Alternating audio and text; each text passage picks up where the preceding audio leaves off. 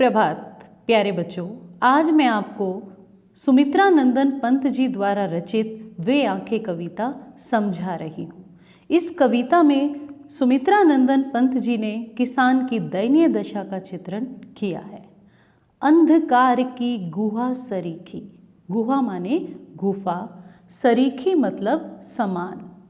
अंधकार की गुहा सरीखी उन आँखों से डरता है मन, भरा दूर तक उनमें दारुण, दारुण मतलब कठोर, दैन्य माने दीनता, दुख का नीरव रोदन, नीरव मतलब होता है मौन, रोदन माने रोना। यहाँ कवि ने किसान की दयनीय दशा का वर्णन करते हुए कहा है कि किसान की आंखें अंधकार की गुफा के समान लगती है। जैसे अंधेरी गुफा के अंदर कहीं पर भी रोशनी की कोई किरण नज़र नहीं आती, ठीक उसी तरह से किसान के जीवन में भी कहीं कोई खुशी की किरण नज़र नहीं आती। उन आँखों से डरता है मन। कवि का मन किसान की आँखों को देखकर भयभीत हो जाता है, क्योंकि उनमें दूर दूर तक कठोर नीरव रोदन भरा हुआ है, यानी कि उसमें दीनता का भाव है और वे आंखें दुख के कारण रोती हुई नजर आती हैं। कष्ट ही कष्ट उसे सहन करने पड़ते हैं। इस कारण कवि की किसान की आंखों को देखकर भयभीत हो जाता है।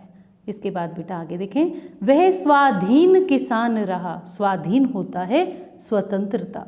वह स्वतंत्र, जब वह किसान स्वतंत्र हुआ, जब हमारा देश आज़ाद हुआ, अभिमान भरा आँखों में इसका। तो किसान की आँखों में भी आज़ादी का अभिमान दिखाई दे रहा था कि अब हम आज़ाद हो गए हैं और हमारे जीवन में जो दुख और कष्ट थे वो भी समाप्त हो जाएंगे। छोड़ उसे मझधार, मझधार होते हैं बीच रास्ते में, संसार कगार सदृश बह खिसका। कगार माने होता है किनारा, सदृश माने होता है समान। आज़ादी के बाद सभी अपने तरक्की के लिए एक साथ आगे बढ़े, लेकिन सब क्षेत्र, तकनीकी क्षेत्र, शिक्षा, हर क्षेत्र अपने विकास में आगे निकल गए, विकास करते हुए आगे बढ़ गए। लेकिन किसान बीच मझधार में ही रह गया। किसान के जीवन में वही दुख और निराशा का भाव बना रहा, अर्थात किसान के जीवन में अभी भी वही दुख और निराशा का भाव बना रहा है। आगे देखें बेटा। लहराते वे खेत दृगों में हुआ बेदखल वह अब जिनसे। दृगों का अर्थ है आँखों में, बेदखल होना यानी कि अलग कर देना। हंसती थी उसके जीवन की हरियाली जिसके तृण तृण से, तृण तृण यानी कि तिनके तिनके से। यहाँ पर बेटा तृण तृण में पुनरुक्ति प्रकाश अलंकार है। कवि यहाँ कहते हैं कि किसान ने जिन खेतों में अपना खून पसीना एक करके जिन खेतों को सींचा था, खून पसीना बहाकर एक करके उन खेतों को सींचा था, आज उस जमींदार ने उसे उस खेती से बेदखल कर दिया है। हंसती थी उसके जीवन की हरियाली जिसके तृण तृण से, जिस खेत को देखकर वह प्रसन्न होता था। फसल, जब खेत में फसल उगती थी उसके तिनके तिनके को देखकर वह प्रसन्न होता था, आज उसी खेती से उसे अलग कर दिया गया है। आँखों ही में घूमा करता वह उसकी आँखों का तारा। यहाँ आँखों का तारा एक मुहावरा है, मुहावरे का प्रयोग हुआ है। इसका अर्थ है बहुत प्यारा। और ये आँखों का तारा किसान के पुत्र के लिए कहा गया है कि किसान की आँखों के सामने हर समय उसकी आँखों का तारा, उसका पुत्र ही घूमता रहता था। हर समय उसे अपने पुत्र की ही चिंता लगी रहती थी, क्योंकि जिस दयनीय दशा से वह गुजर रहा था उसे हर पल ये लगता था कहीं मेरा बेटा भी इसी दयनीय दशा का शिकार न हो जाए, उसको भी इस कर्ज का बोझ न सहन करना पड़े। कारकुनों की लाठी से जो गया जवानी में ही मारा। कारकुन यानी कि जमींदार के कारिंदे।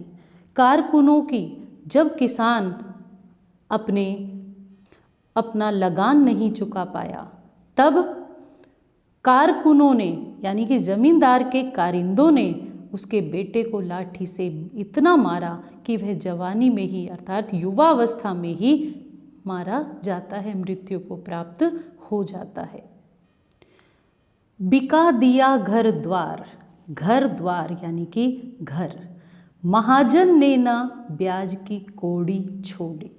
कौड़ी होता है ब्याज की कौड़ी, यानी कौड़ी मतलब पैसा, ब्याज का एक पैसा भी नहीं छोड़ा। रह रहे आँखों में चुभती वह कुर्क हुई बरघों की जोड़ी। रह रहे में यहाँ बेटा पुनरुक्ति प्रकाश अलंकार है और अनुप्रास अलंकार है। आँखों में चुभना मतलब आँखों में दुख देती हुई वो दिखाई दे रही, टीस लगना होता है, वैसे तो आँखों में उसकी पीड़ा दिखाई दे रही थी। कुर्क माने नीलामी, बरघों की जोड़ी ये बैलों की जोड़ी के लिए कहा है। जमींदार का लगान चुकाने के बाद किसान गांव के महाजन का इतना कर्जदार हो जाता है कि उसे अपना घर खेत सब कुछ बेचना पड़ता है।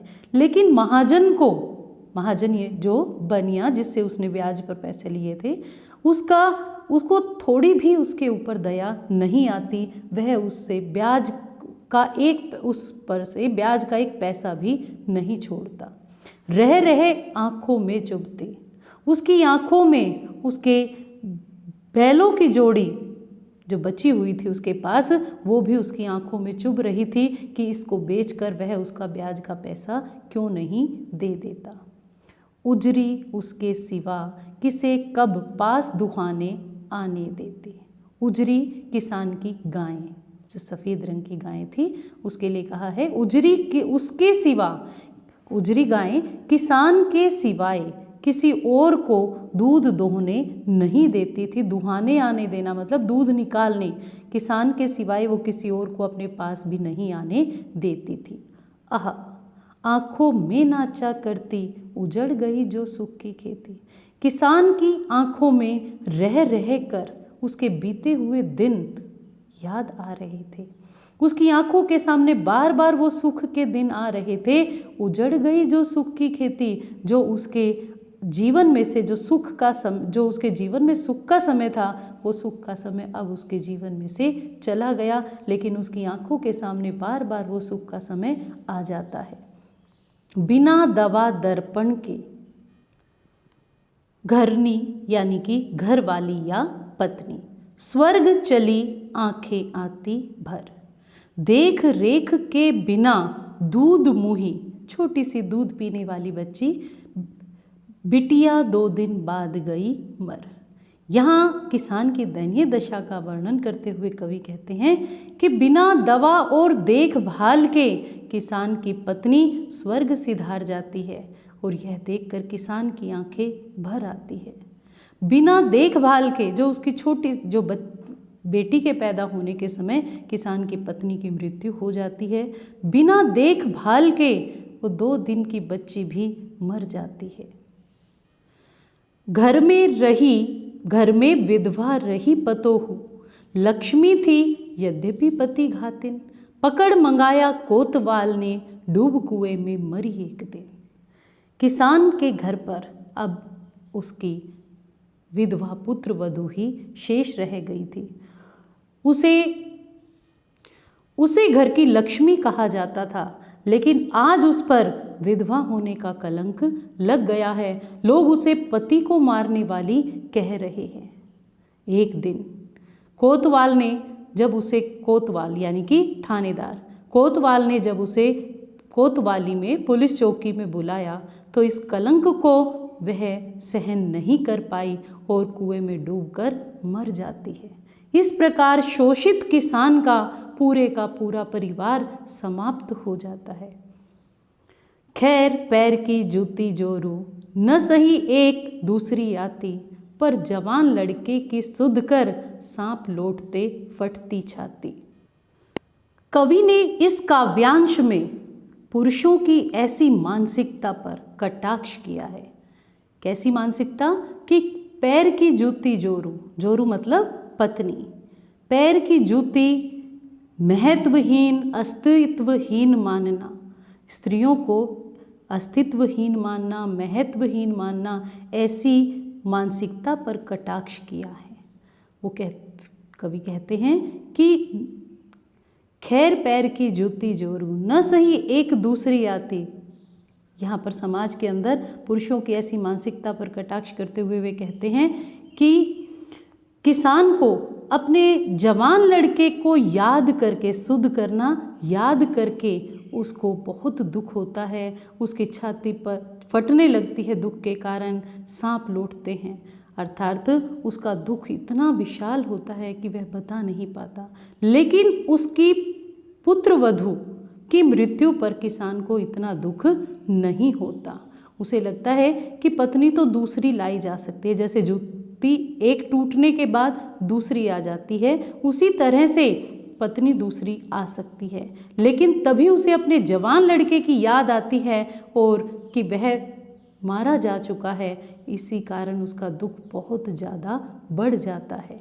पिछले सुख की स्मृति आँखों में, स्मृति होता है यादें, पिछले सुख की यादें किसान की आँखों में क्षण भर मतलब पल भर के लिए एक चमक ले आती है। जैसे ही किसान के आँखों के सामने उसके जीवन में जो पिछले सुख थे, जब उसका घर परिवार, पत्नी, पुत्र, उसके खेत, ये सारी चीज़ें थी, तो उसे एक क्षण के लिए उसकी आँखों में खुशी की चमक आ जाती है। लेकिन तुरंत शून्य में गढ़ वह चितवन, तीखी नोक सदृश बन जाती। लेकिन चितवन होता है दृष्टि, लेकिन थोड़ी ही देर के बाद जैसे ही किसान को ये याद आता है कि मेरे वो सुख की खेती उजड़ चुकी है, मेरे सुख के दिन समाप्त हो गए हैं, तो वह जो चमक उसकी आंखों में दिखाई दे रही थी, वह अब तीखी नोक की तरह उसकी आंखों में चुभने लगती है। तो बेटा इस प्रकार ये कविता मैंने आपको समझा दी है। इस कविता में कई अलंकार, अनुप्रास, पुनरुक्ति, रूपक, इनका प्रयोग हुआ है। वर्णनात्मक शैली विद्यमान है, करुण रस, लक्षणा शब्द शक्ति का प्रयोग हुआ है। तो इसी के साथ वे आंखें कविता की व्याख्या समाप्त हुई। धन्यवाद।